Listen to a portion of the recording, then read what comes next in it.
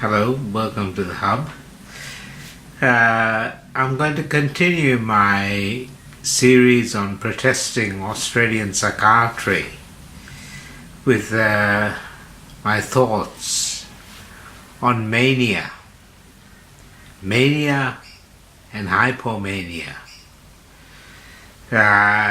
This is a label that is used to justify lots of young people being locked up in Australia, even though the DSM-4 said that hypomania can be accompanied by increase in accomplishments and efficiency and positive things like that and achievements. And is not accompanied by psychosis and doesn't require hospitalization. That was the American Psychiatric Association's Diagnostic and Statistical Manual from 1994. Despite that, in 1995, I was locked up at the Royal Park Hospital with the diagnosis of hypomania. And I was drugged with two drugs, a drug called clonazepam, and another one called haloperidol. Now these drugs acted as a chemical restraint, and the haloperidol in particular stopped me from talking. Now I had very little knowledge about the symptoms and signs of hypomania and mania until I was diagnosed with it myself. And I had never diagnosed anyone with hypomania or mania in the 10 years of general practice that I did before I was myself locked up. The people who said that I had hypomania, or they actually said mania, a manic disorder, were my father, Dr Senewiratne, with whom I had a rather acrimonious relationship, and my sister's boyfriend, Robert Percy, who was studying to become a psychiatrist. He wanted to become a forensic psychiatrist, studying the criminal mind.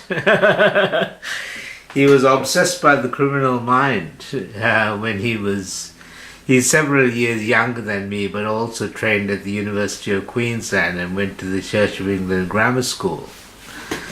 That's where I went to school before I went at the University of Queensland, several years before Robert.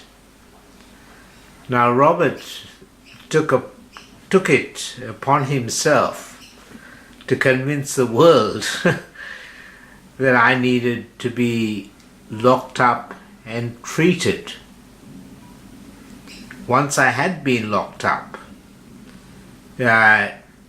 he then wrote letters and made phone calls to keep me locked up.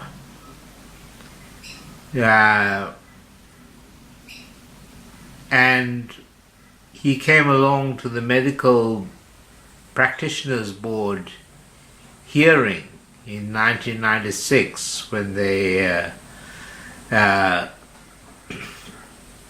held a formal hearing into my right to practice medicine.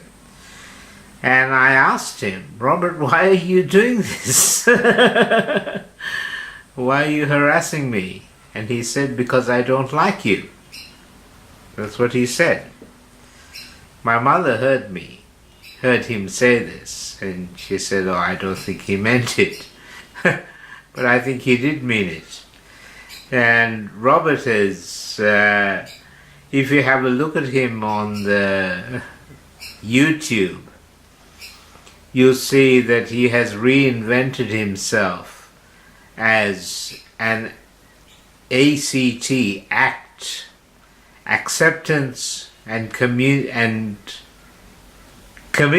therapy expert.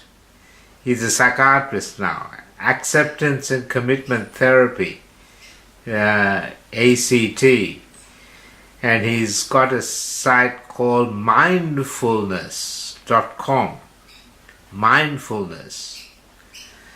Now the irony is that in 1995 I discussed mindfulness and Buddhism with Robert and suggested to him that Buddhism provided a better model for psychotherapy than Western psychiatry did.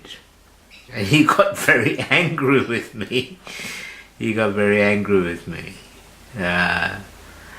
But now, acceptance and commitment therapy, one of the sites that he's promoting, is a mobile phone app called Buddhify. And he says it's nothing to do with Buddhism, it's just a cool name. So Robert is a slave of fashion. So Robert diagnosed me as having mania and said that I had an elevated mood. Now I'm a very jolly person.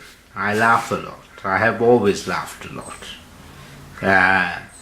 And I also, at the time, was having a series of insights about my education and my brainwashing by the system. Now, at the time, I was excited by my own ideas, and this is called overvalued ideas and is a symptom of mania. When you're excited, you also don't have as much need for sleep, and I had a reduced need for sleep. But I was also pushing myself to stay awake, to work. Reduced need for sleep is another sign of hypomania and mania. Now, hypomania and mania are described as mood disorders.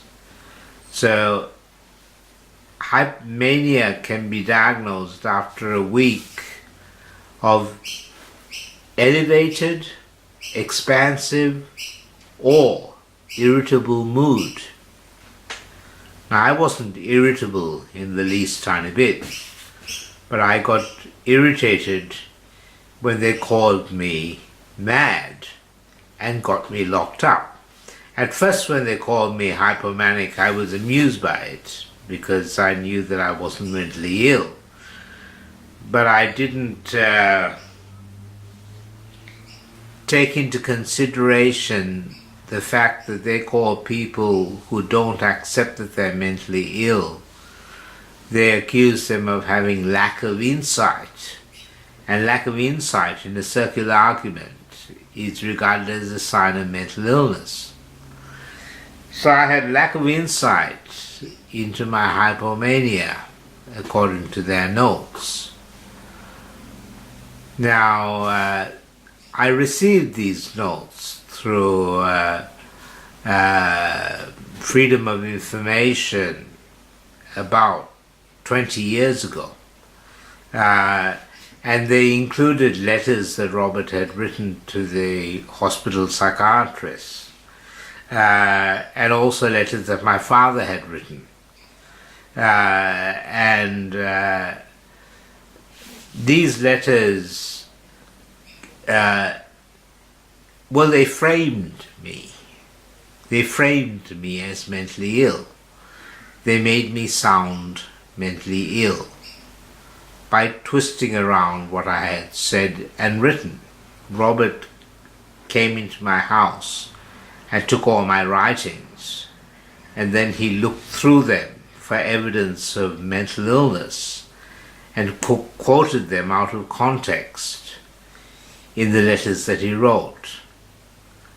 My father in 1999 got my mother to buy a copy of my manuscript called The Integrated Model of the Brain and Mind, or an Integrated Model of the Brain and Mind.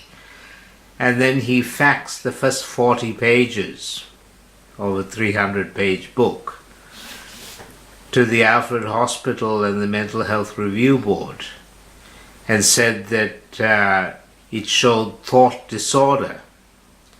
But he said he didn't expect them to read it carefully, but just to read through the contents. He also said that from 1995,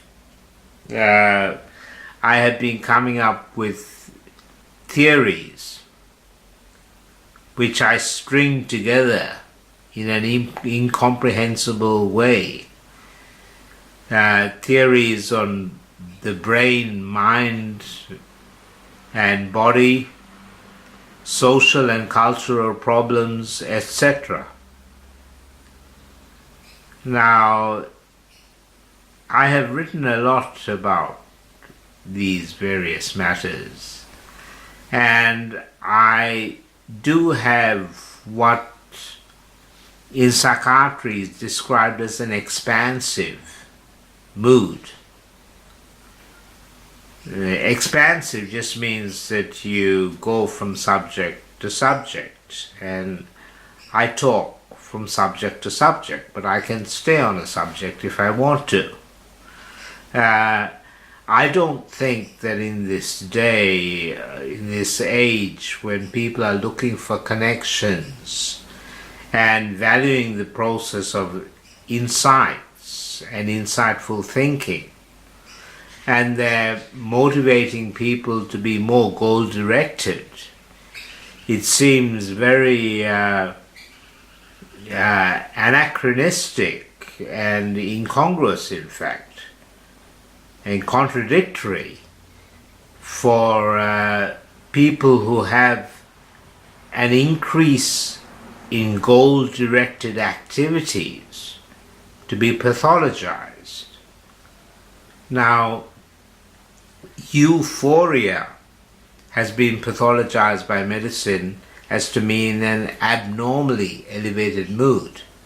But eu in the Greek means good, and phoria means mood. So it means a good mood. Now, a good mood is a normal mood. It's not an abnormal mood. Now, it is possible for people to be elevated and to have grandiose, that's one of the symptoms, is grandiose ideas and grandiosity. They also say that paranoia can be a feature of mania. And there is a fine line between grandiosity and confidence. If you disagree with the authorities, that can require a certain amount of confidence. But the authorities have a tendency to call it grandiosity. And in my case, as a GP or general practitioner, criticizing the specialist organization and the DSM, one psychiatrist specifically wrote that my criticism of the DSM, which is a collection of great psychiatric expertise, was a sign of grandiosity. So there is a fine line between confidence and grandiosity, even though there are obviously people who are grandiose. But it's a reasonable question to ask whether Donald Trump is grandiose. And if he is, isn't it incongruous for people who are less grandiose to be locked up in mental hospitals under a system of diagnosis that has been inflicted on the world by Europe and the USA? Now, the first descriptions of mania actually means madness or mad, and manic means mad, mania means madness, and the first person to describe manic depression was a German psychiatrist at the University of Heidelberg by the name of Emil Kraepelin. This is in the 1890s. But the treatment in those days and since then of people with mania, which includes incarceration and convincing them that they have incurable brain disease, is that they will become depressed. So you get a fluctuation from an elevated mood to a depressed mood. The drugs are dopamine blockers. Those are the main drugs that are used. The antipsychotic drugs are dopamine blockers. And dopamine is important in the nucleus accumbens and the basal ganglia and the amygdala. These are the emotional centers of the brain. So the drugs flatten emotional reactions. They also use lithium, which is very toxic to the thyroid and the kidneys, as a mood stabilizer, along with a number of anti-epileptic drugs, like sodium valproate. But these drugs take out the lows and they take out the highs, but they tend to cause more lows. So they cause depression. Now, the underlying psychosis or delusions, which people with hypomania don't have, and people with mania do have, according to the establishment psychiatry textbooks. Mania, the delusions, are very culturally biased as to what are called delusions.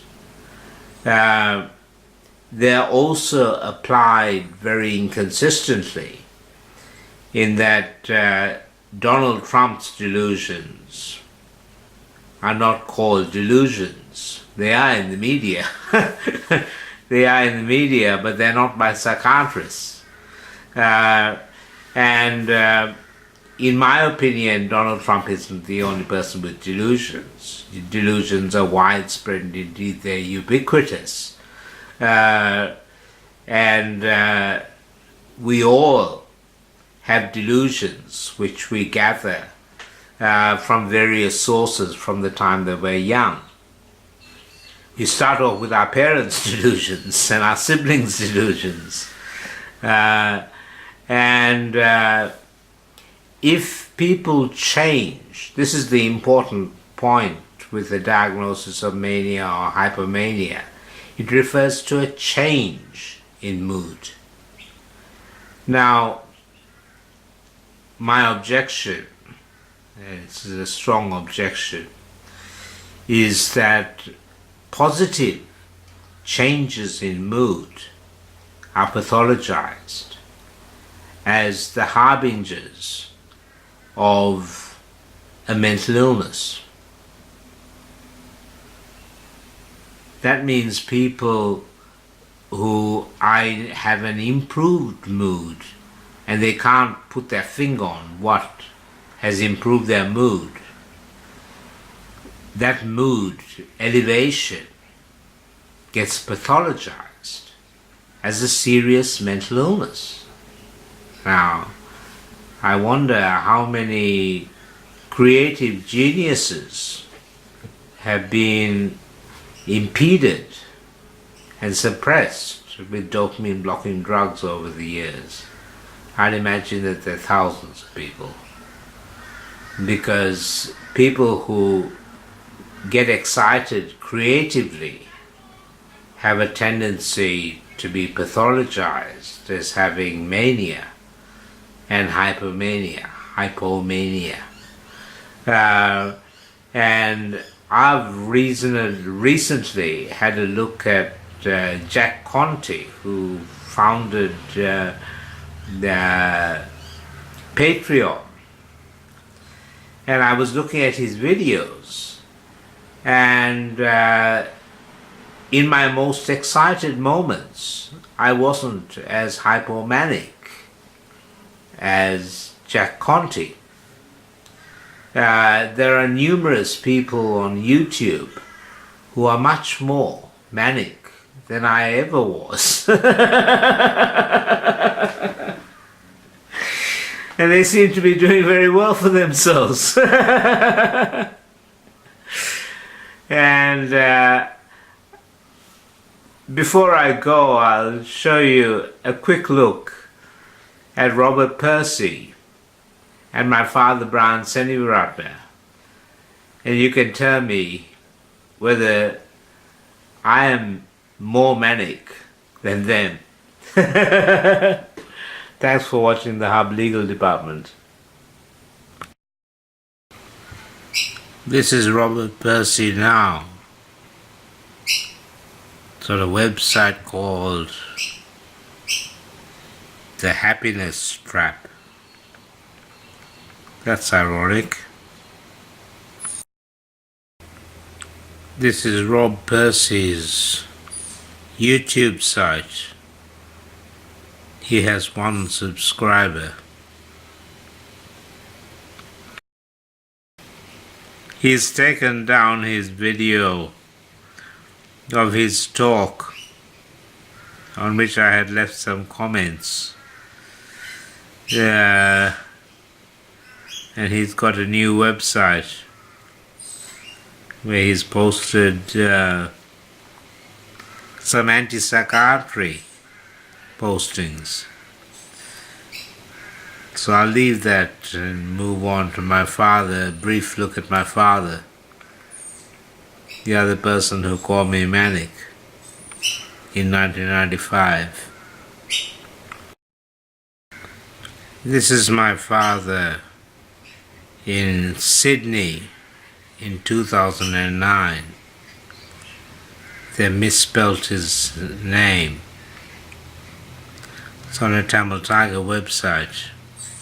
Take one sentence on the LTT. I think that if the immediate debanning of the LTT is imperative. The international community says that there is no military solution to this conflict. I agree. But then, if there is no military solution, there has got to be a political solution. Whom are they wanting the Tamils to negotiate with on their behalf? Whom do the Sri Lankan government is going to negotiate with whom? With Baroda?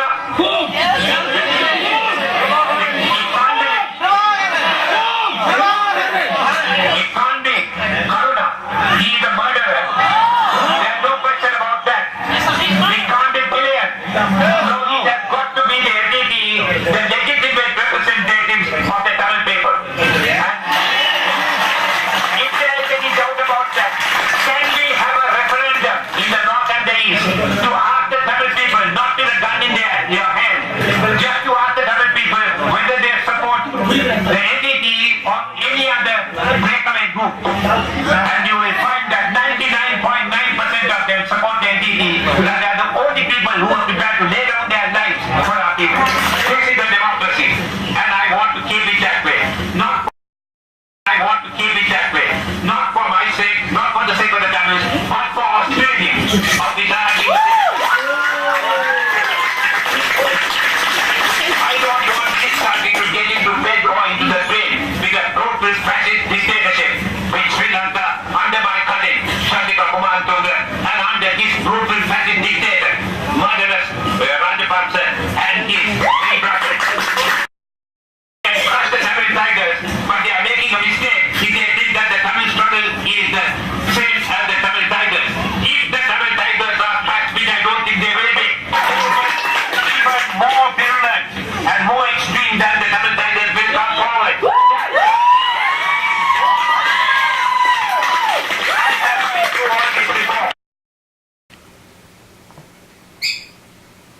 I think I'll stop there.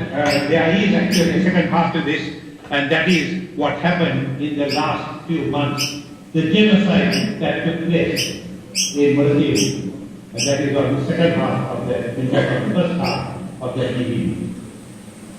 I don't need to sell DVDs to survive.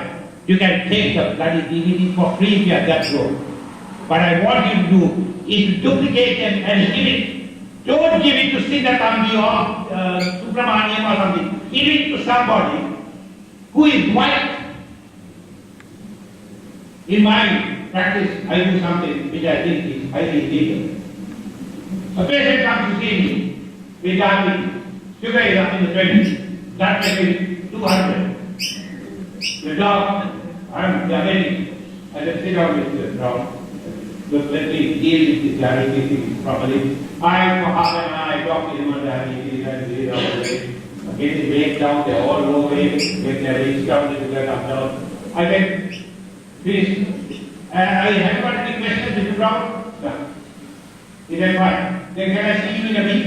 He said, of course I will come. You keep a record of everything.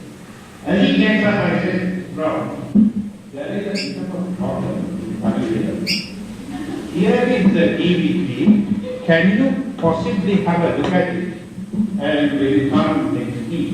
Perhaps you might give me what your opinion is. In a week's time, oh God, job, that is wonderful. My sugar don't know.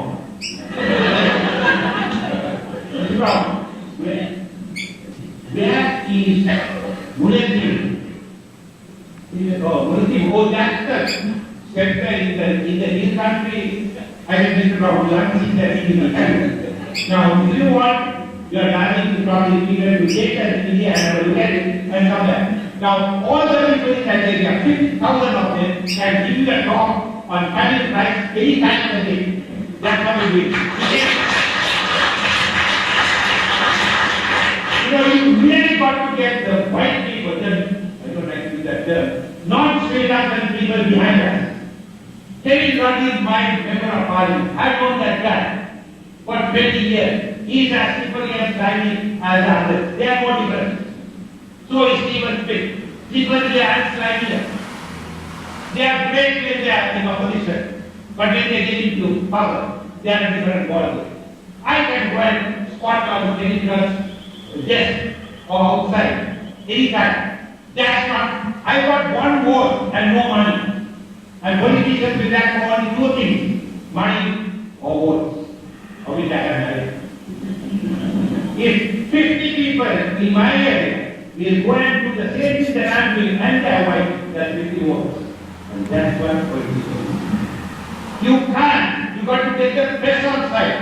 And you can't get the press on side unless you get professional people to handle the press. And that is what management is all about.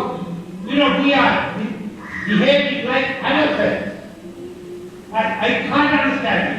Some of the most intelligent people in the world come from the Java Peninsula. I've taken enough fellows from there to know.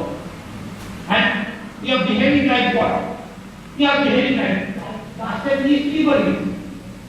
I mean, East Timor has more English-speaking people outside East Timor. I know of no area in the world outside the Java Peninsula where such a small area has been responsible for so many brilliant people across the world. And what are these people doing? Thank you very much indeed. Shocking. I thought Rob Percy had deleted this video, but he hasn't. He's got it on his other site, which has 4 subscribers, and it's called Brisbane Act Centre. Brisbane Act Centre. Where's your head at? Connecting to the here and now to focus on what's important. It was uploaded 2 years ago and it's had 198 views. Mentally That part's perhaps a little tricky. Our minds are continuously judging things, good, bad, before, after, and that's fine, but noticing those judgments without being carried away by them. A definition from John Kabat-Zinn, who's one of the doyen of mindfulness over many years, a physician. Another definition that's quite nice, simply bringing awareness to your here and now experience with a certain openness, an interest, and a receptiveness, as definition by Russ Harris, who's a really good modern author in the area. We can look at mindfulness in a Zen kind of way, we can look at it in a neuroscience-y kind of way, and you see these all over the place, of course, and that's cool, and we need to know that, and like for me as in the work that I do, it's important to understand that stuff, but it's not the experience. We can look at it from a celebrity kind of a way. There's Grimes, a recent performer, the Mindful Revolution. Again, I think this is about 15 years ago, this particular time cover. From an athletics point of view, the Chicago Bulls in their glory days. This is Michael Jordan, the coach at that time. He wrote a book called Sacred Hoops. Again, it's about focus for performance. Novak Djokovic is a mindfulness fanatic. It's about being more present. And closer to home, the Sydney Swans have an ACT coach, teaching them these simple skills, as do the Sydney Roosters. Also, of course, the Australian Olympic team and various other teams over at Rio had people teaching them these simple focusing skills. And they are shown to be extremely helpful with reducing work stress across all levels. I think Yoda perhaps expresses it best. Good for you, meditation is. So I'd like to bring up a couple of things before doing a simple mindfulness exercise. Firstly, something that might seem odd. Mindfulness is not all about relaxation. What? Because often it's put in that frame, isn't it? Mindfulness, meditation, relaxation. No, it's about focus. But, if you're doing a job interview dealing with a difficult student or work pressures and stuff, you're not exactly relaxed, And as we do this, any kind of simple focusing exercise, frustration may arise, boredom, anxiety, and that's fine. Simply notice and refocus. Doing a job interview, for instance, you're going to be stressed. Here's a motor mouth. I'd like to put it this way. You don't practice your forehand on centre court Wimbledon. This kind of thing may happen, You practice these skills in quiet moments on the back courts. Now, Robert Percy is a lot more manic than I ever was. These focusing skills in quiet moments, as we're about to do. The other myth about mindfulness, meditation, I'm afraid. He has flight of ideas. Again, what? Because we hear he has exaggerated movements. Well, actually, if you try to focus on a single point, as we'll do with the breath in just a moment, our mind will often go busy, our mind will go nuts, it'll bring up all kinds of thoughts, But I'm not recommending that he be treated. Later in the day.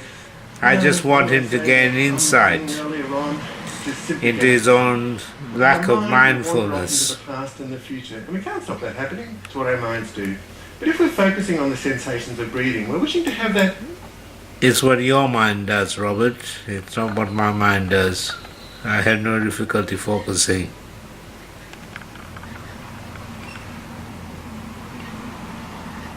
Thanks for watching Hub Legal Department. And there are protests about Australian psychiatry. My father was allowed to continue working as a doctor into his 80s, and Robert Percy is working as a doctor now, as a psychiatrist, preaching mindfulness.